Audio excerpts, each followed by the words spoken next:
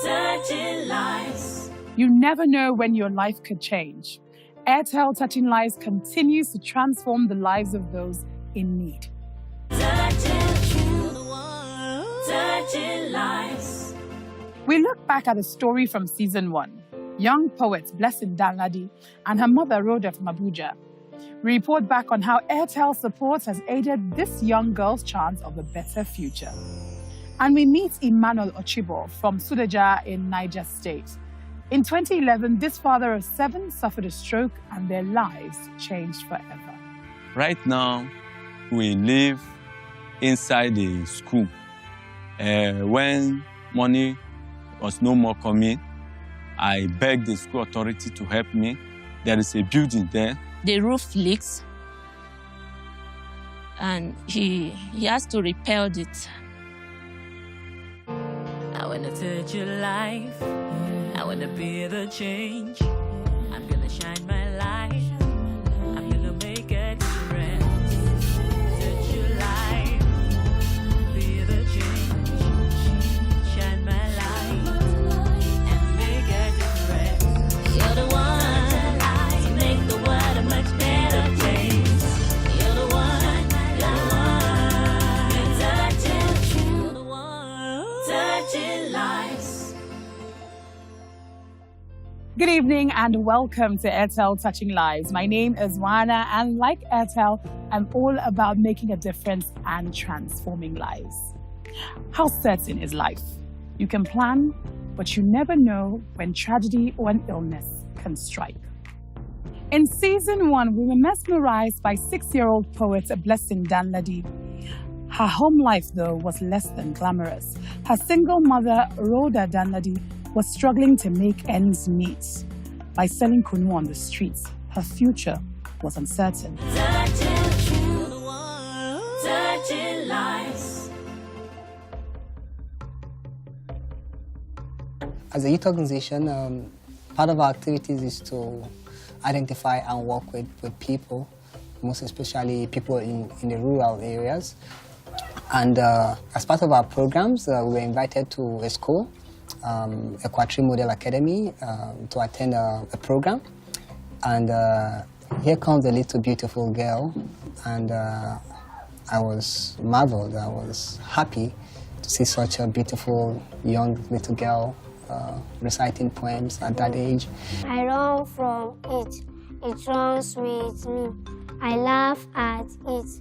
It laughs with me. After the program, I walked up to her and I said, "Hey, who are you? What's your name?" And she said, "My name is Blessing Danladi." Well, after talking for a while, I got to discover that the mom is a widow. I also got to discover that the issues of paying school fees has always remained the biggest challenge for the family. Sunana Rhoda Danladi, ni ce Mama Blessing. Tun lokacin da ya mutu, mai gidana ya mutu, abubuwan ba su zo su yi min kyau ba. Kullum ne ina sayar, ina tura su makaranta. Yanzu ma babban ma ya gama ba hanya da zai je makaranta kuma ba. Domin kunun ne muna sayar, shine muna ci, shine muna tura su zuwa makaranta. Our Blessing's story is very, very touching because this is a girl that our organization, IJA, discovered some time ago, and we discovered that she has that brain, she has what it takes to be a future leader. All she needs is that much needed push in life. So our organization, IJA, decided to give her a Blessing primary school scholarship. We took it upon ourselves as a youth organization to provide Blessing with a little scholarship. I will cover her basic primary school. And we also discovered that the mom makes a local drink known as kunu, popularly known around the northern states. And in a day, she makes not less than 800 naira. So where will she get money to sponsor Blessing? Where will she get money to feed? I love school because I want to save the future. I want to be a doctor in the future. School is important for me. And if I want to be a doctor, I must read hard at school. Then I can be a doctor in the future. Thank you for just being strong. I mean, you seem so unmoved by anything. And I think that's nothing short of inspiring for me and for everybody that's watching. So Airtel would like to touch your life and help you in some way, all right? So that Blessing will always be able to go to school. So even after the scholarship, you have enough to look after her and look after yourself as well. So I just want to let you know that Airtel would like to touch your lives and help you by giving you an Airtel kiosk with electronic recharge. How do you feel? Zai taimake ni ci gaba da training Blessing a makaranta. Thank you.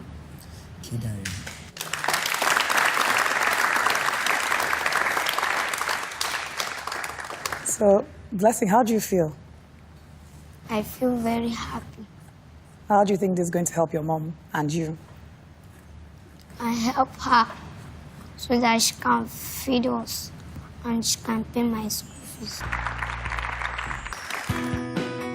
I had to help my mom with the shop so that she can run a business and pay my school fees. Kamar da yadda jin suka zo sun taimako na a ta wurin su ne ya samu biyan bukata taimako Blessing a makaranta da abinci da duka sauran abubuwa da yawa. The joy is overwhelming. Looking at Blessing, honestly, you see somebody that has gone from one who is without hope to one who has hopes and now big dreams. Su yi ma alkawali za su yi taimako na a cikin kasuwa na kuma sun bani shago kamar yadda sun fada za su bani shago sun bani kudi kuma shine na siya land. I would still like to be a doctor because I want to treat the patients when they are ill. There was a time that dream was looking like a figment of our imagination. But now we see it materializing day by day with Airtel touching life in the picture. Muna shiri ne kyakkyawa abu ne da za mu yi shi mu samu gidanmu mu zauna don Blessing ta samu cin gaba ta je makaranta. Airtel touching life is real. They have helped us to be able to boost our intervention in respect to Blessing and her mother. So it is no longer news, but it is a testimony for us. Airtel na ce musu na gode sosai, ina godiya sosai ma Airtel. Godiya na ya kasa wurin Airtel. I would like to say thank you to Airtel for what they have done. Touching lives. Now that Rhoda has a steady source of income, I'm certain that the future of Blessing and her siblings are secure. You can join the conversation or follow us on social media at airteltouchinglives.com.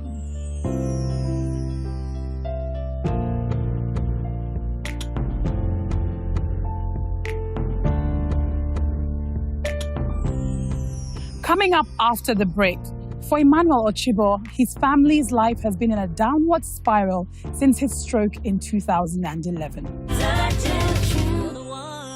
Touching lives.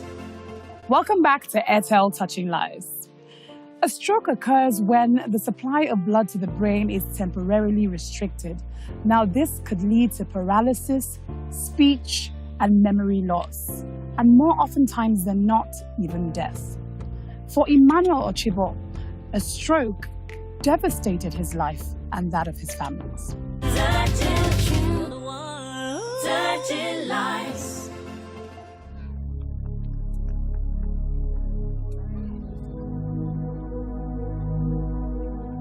Life has been hard these 5 years. Before 2011, I'm a married man with 5 children. I'm a driver by profession.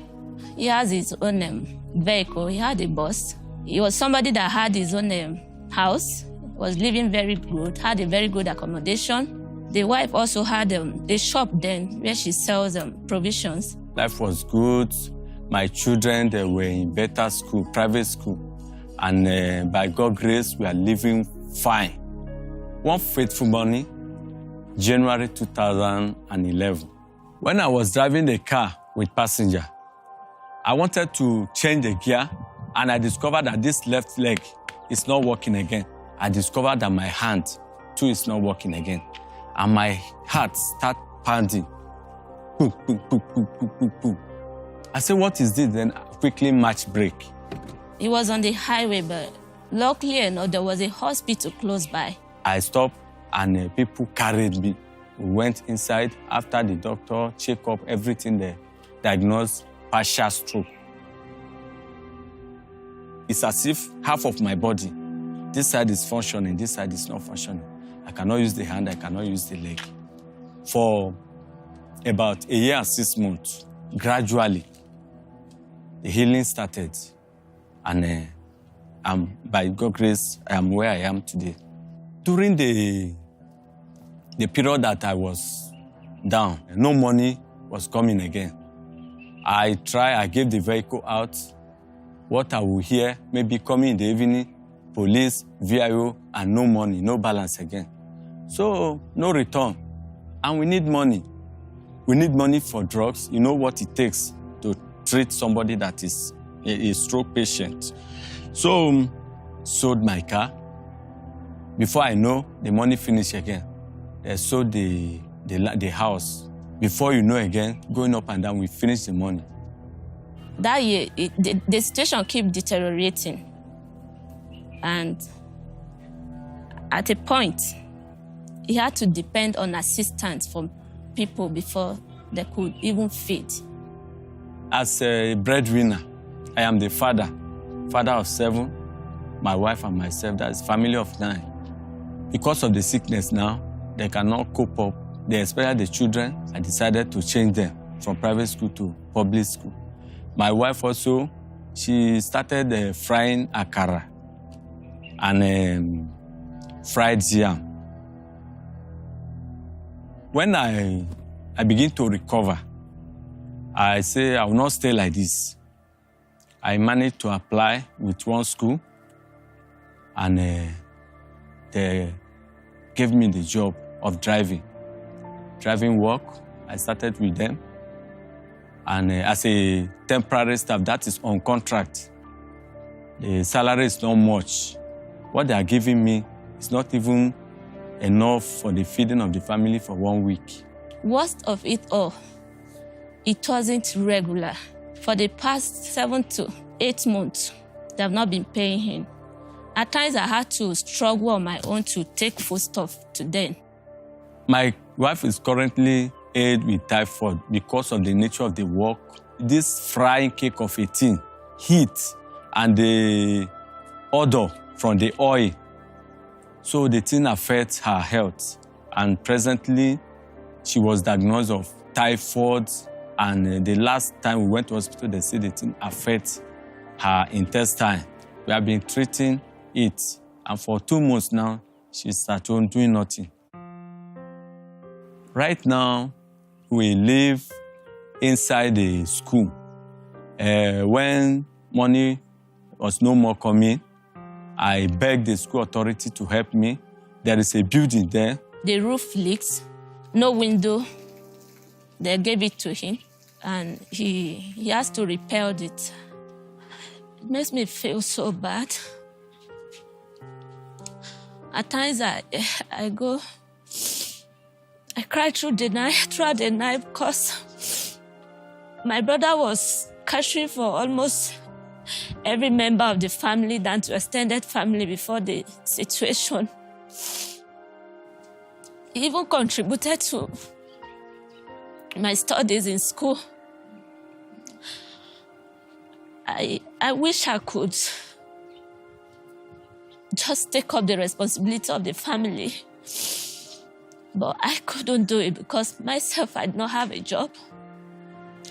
During that period, could believe that we lost our mother and my brother could not even come back for the burial. My biggest fear for him is the family and the future of the children. I'm a father of 7 children. And the first 2, they're supposed to be in higher institution now, but because of my condition, at times they will go out to go and look for this labor work where they are building. And anything they get from there, that is what we are using now, since I've not been paid since April. If I continue with this condition, what is going to be their future?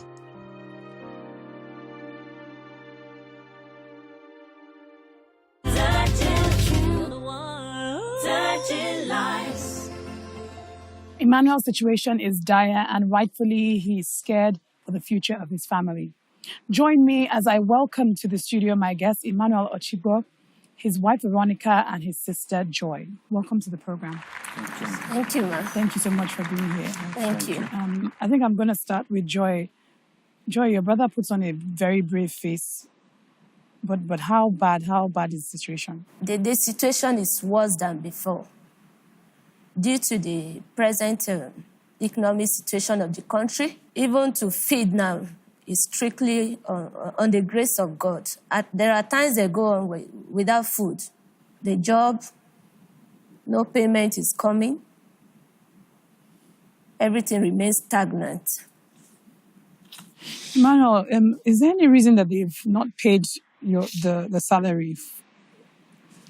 No, like what we are hearing from them is that there's no money, government is not bringing allocation. That is the story we are hearing from the authority. I'm not a permanent staff, it's a temporary staff. I'm on contract. Yes, that's what they have been saying. So they haven't paid you for how many months now? Presently, 6 months. Veronica, I can see you're very emotional right now, and your health is not great as well. So what's the situation with you health-wise? Yeah. Sometimes I've been having, because they say they affect my intestine. Sometimes I used to have pains in my stomach. It's when I have pain like that, when I go back, I needed to preserve medicine for me, that I will take it. Then that is how you are doing it. Emmanuel, how do you feel the fact that you couldn't even attend your mother's funeral at the time? Even till today, anytime I think of it as my mother, I don't even witness the burial. I'm not happy. Even till today, as I'm telling you, anytime my mind flash back to 20th July 2011, till today, I will be having tears in my mind. Even as I was telling you now, it's as if there is fire inside me, burning now. How is your health situation? Because I know that you've sort of been going through some kind of rehabilitation after your stroke. Now, yes. Well, what's the situation now? The situation now, I'm on drug. I was placed on drug. Even some of the drugs are with me. I'm taking on daily basis. Even yesterday, doctor checked me. Anytime, maybe because of lack of money, at times, if I did not take it for 1-2 days, I'll be feeling pain, severe pain, this side down. Thank you so much for coming on the program and for still sharing with us. After the break, Airtel Touching Lives turns Emmanuel's life around.